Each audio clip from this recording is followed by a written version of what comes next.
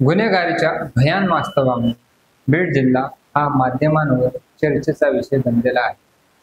कोणत्या ना कोणत्या कारणांमुळे बीड जिल्हा रोजच बदनाम होत आहे. बीडला आता बिहार बोललं जात आहे. परंतु बीड जिल्हा हा फक्त गुन्हेगारीसारख्या एका समस्येने ग्रासलेला नसून बीडमध्ये अनेक गंभीर समस्या आहेत. या देखील आपण माध्यमांनी दाखवण्याची वेळ आली आहे. बीडमध्ये बेरोजगारी, दुष्काळ यासारख्या अनेक समस्या असल्यामुळे गुन्हेगारीचे प्रमाण देखील वाढत आहे काय हा प्रश्न निर्माण होत आहे. सध्या उन्हाळ्याचे दिवस आहेत आणि बीडमध्ये प्रवास करताना सर्वात महत्त्वाचा आणि गांभीर्याचा प्रश्न समोर दिसतो तो म्हणजे पाणी टंचाईचा प्रश्न.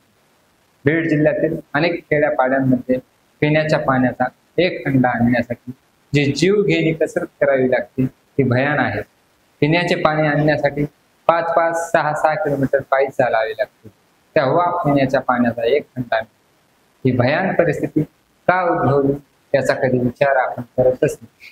ही समस्या सोडवण्याचा शासन स्तरावर कधी प्रयत्न झाला नाही का या प्रश्नाचे उत्तर अनेकदा शासन स्तरावरून अनेक योजना पाणी टंचाईसारखे प्रश्न सोडवण्यासाठी तयार केलेल्या आपल्याला पाहायला मिळतात. या योजनांमध्ये जलयुक्त शिवार, जल जीवन मिशन यासारख्या अनेक योजनांवर शासन कोट्यावधी रुपये खर्च करते. तर देखील पाणी टंचाईसारखा गंभीर प्रश्न कधीच सुटत नाही, कारण या योजना फक्त आणि फक्त कागदावरच राहतात. या योजनांमध्ये गावगाडा चालवणारा सरपंच ते शासनातील अधिकारी कर्मचारी या सर्वांचे हात काळे झालेले असतात. की काय हा प्रश्न निर्माण तेव्हाच या योजनांची अंमलबजावणी होत नसताना पाहिला आणि गावची तहान कधीच भागत नसलेले चित्र समोर येते. असे जसे हे लोक दोषी आहेत तसेच आपण नागरिक म्हणून दोषी आहोत, कारण आपल्याला फक्त मतदानाचा हक्क नाही तर चौकशी करण्याचा अधिकार देखील देण्यात आलेला आहे. त्यामुळेच माहितीचा अधिकार नागरिकांना मिळालेला आहे. परंतु कोणत्याही गावातील कोणत्याही नागरिक कधीच प्रश्न विचारत नाही.